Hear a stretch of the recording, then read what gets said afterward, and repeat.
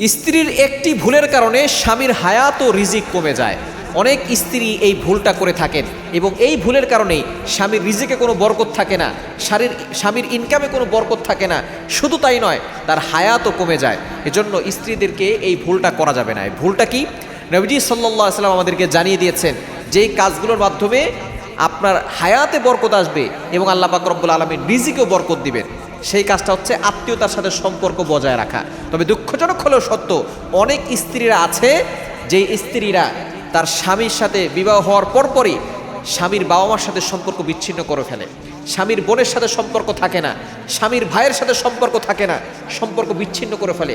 তারা মনে করে যদি আলাদা থাকে তাহলে আমার স্বামীর ইনকাম দিয়ে আমরা চলতে পারবো, আমার সন্তানরা ভালো থাকবে, আমরা ভালো থাকবো। এটা হচ্ছে সবচেয়ে ভুল একটা কথা এবং ভুল একটা আমাদের সমাজের ভিতরে সব জায়গায় ছড়িয়ে পড়েছে। এই ভুল কাজটা আমরা অনেকেই করে থাকি। যখন কোনো সন্তান তার মা বাবার পিছনে খরচ করবে, আল্লাহ তাআলা টাকার ভিতরে বরকত দান করবে।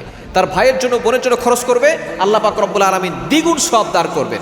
একটা হচ্ছে দান করার সওয়াব, আর একটা হচ্ছে নিজের কাছের লোককে সাহায্য করার সওয়াব।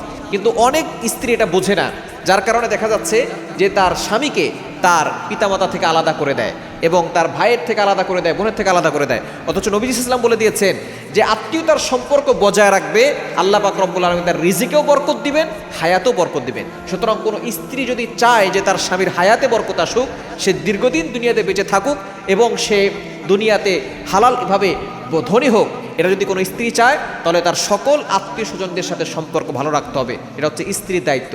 স্বামী যদি সম্পর্ক নাও রাখতে চায়, স্ত্রী সম্পর্ক রাখতে বাধ্য করবে। তাহলে স্বামীর সংসারে বরকত আসবে, স্বামীর রিজিকে বরকত আসবে এবং স্বামীর হায়াতে আল্লাহ পাক রব্বুল আলামিন বরকত দিয়ে দিবে।